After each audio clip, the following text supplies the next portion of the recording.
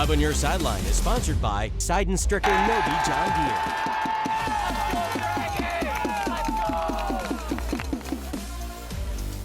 Welcome into 5 on Your Sideline. I'm Corey Miller, and there's just something about that crisp fall air. To me, it means two things: postseason baseball and high school football. Lucky for you, we've got a lot of both coming up tonight, so let's get to it. Football first, and a huge matchup on the south side. DeSmet at St. Mary's. You know the Dragons are high flyers, and they get at it early. David Leonard finds Chase Hendricks, and that's a heck of a catch. Very next play, they'd finish it off. Check out this truck from Jamal Roberts running over that Spartan defender. You can almost hear it. Dragons up early. Smet can make big hits too, though, and I mean really big hits. Check this out. This is going to be Elijah Thomas, who's going to step up and hit the pile driver. Are you kidding me? You see that in the NFL. But here's the play of the night. Dragons fumble. Watch it closely. Bouncing around, it gets kicked, and it ends up right in the QB Leonard's hands, and he ends up in the end zone. Crazy play, great game, lots of big plays. St. Mary's goes on to win 45-14. All right, Friday night in East St. Louis. Flyers hosting Alton. To Ryan Martin, he's going to get the first carry to kick things off here, and he's hard to bring down. Really hard to bring down. Redbirds eventually get him, but soon after, he'd finish off the touchdown anyways. East St. Louis goes up. Later on, it's Robert Pop's battle with the throw, and DeJerry and Miller with the catch. Nice catch there. Flyers in the red zone, and this time it's going to be Laravius Woods who gets the touchdown for Eastside. Flyers roll big, all in this one. Over Alton, a whopping 80-0. SLU heading on the road to face rival Chaminade. Great shot from our photojournalist Jimmy Krukow. And here's a great run for the Junior Bills. Cam Bailey gets the carry, and it doesn't matter how many guys try to tackle him. He's going to score. He was determined on that one.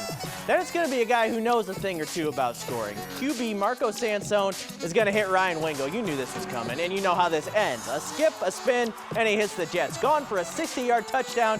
He is a highlight machine every Friday night. Junior Bills win big, 42-19 over Chaminade.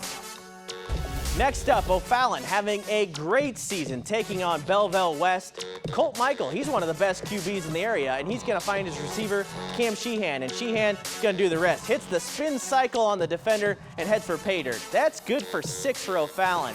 Later on, it's Chris Caldwell. He's going to get the carry, and he's going to zoom right through the west line for the nice gain. No touchdown there, but it's coming. Fittingly, he's going to be the one to finish it off on this touchdown right there for the Panthers. O'Fallon wins big, 49-8. They continue their great season and are now 6-1 with their only loss coming to East St. Louis.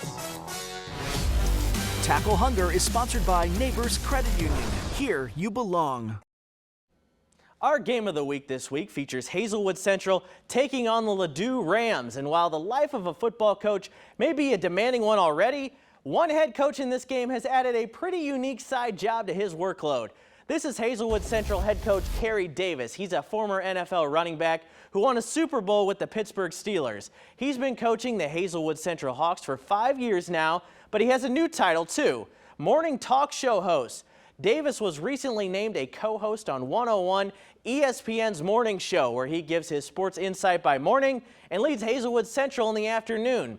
It's a busy schedule, but it's worth it. And thankfully, Davis doesn't have to worry about his players giving him grief for anything he may have said on the radio that morning.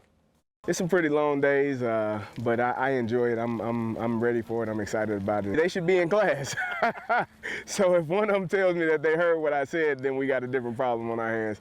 Like I said, school starts here at 7:15, so maybe they could hear the first segment, but ideally they're in school. You know they'd be going back and forth on hot takes if they listened. All right, let's hit the highlights for this one. Hazelwood Central and Ladue. First, it's Sean Roberts.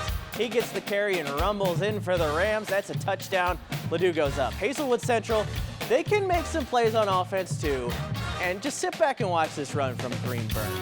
I do not know how this man just simply evades everybody who attempts to even come close to him, but he does. Amazing run for the touchdown from Burns.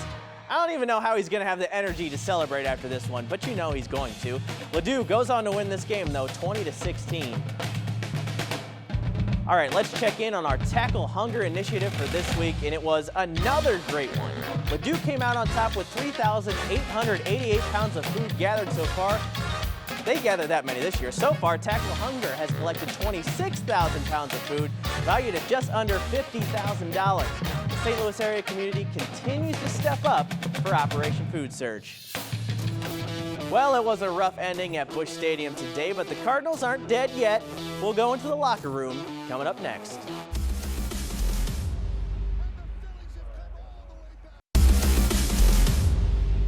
Chasing a championship, sponsored by Campbell Mattress and Mattress Direct.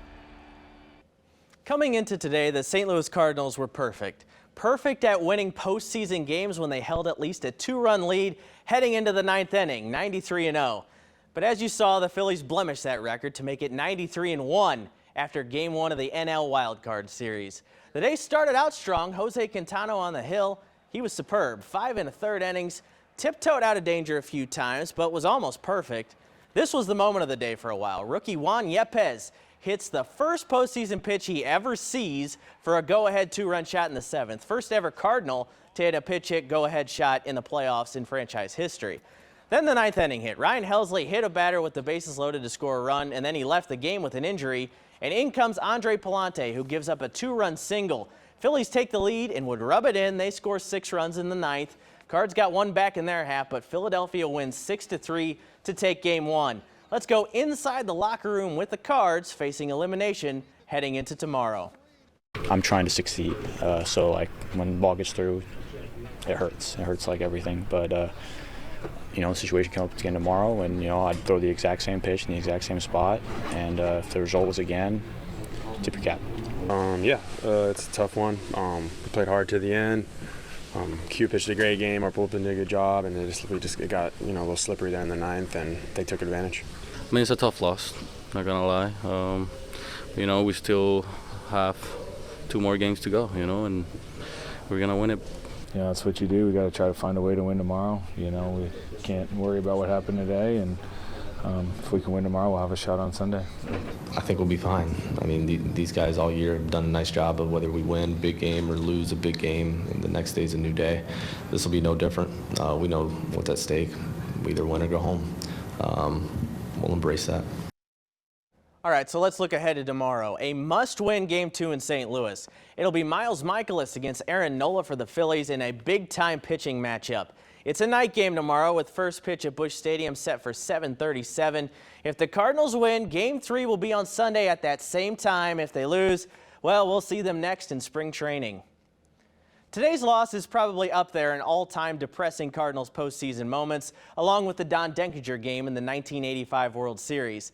This guy, Whitey Herzog, was there for that one. We sat down with Whitey earlier this week to talk about the playoffs, Albert's final year, and Marmole's first year at the helm. I don't think they're going to have that much problem with the Phillies because of their good left-hand pitching.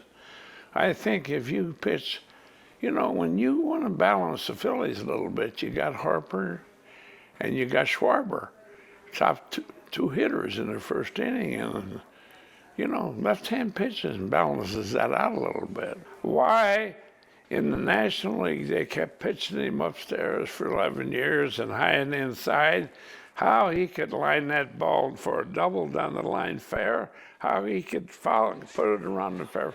It was amazing. I never understand how they could pitch him for 11 years inside. He was probably, to me, I just wonder what the stats would have been if he hadn't left St. Louis at that contract time, took the 6-year offer that the Cardinals gave to him of the same money, $26 million, I think it was. I don't know that. We have to ask that Mo that. How many home runs he'd have had. There's a lot of things that Ollie's got going for him. He enjoys what he's doing.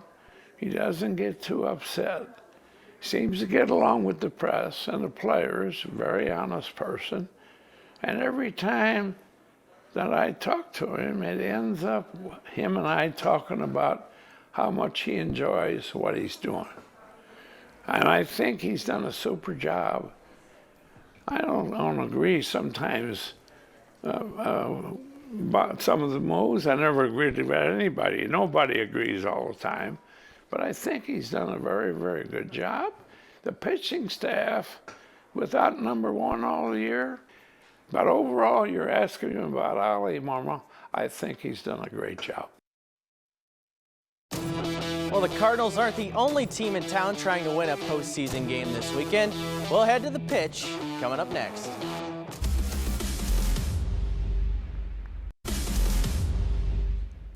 Well, the Cardinals aren't the only St. Louis team with playoff games this weekend. St. Louis City SC2 is trying to put a bow on their impressive inaugural season and capture that first trophy for the trophy case. City 2 is in Columbus for the MLS Next Pro League title game tomorrow.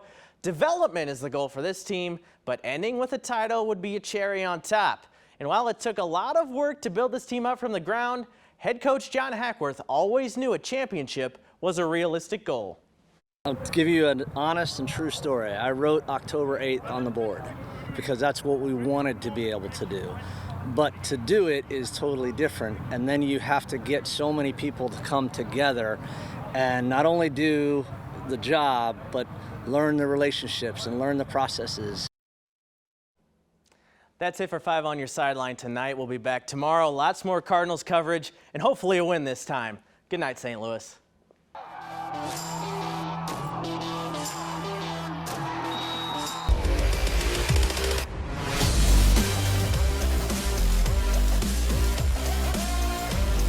5 on Your Sideline was sponsored by Sideline Stricker Nobi John Deere.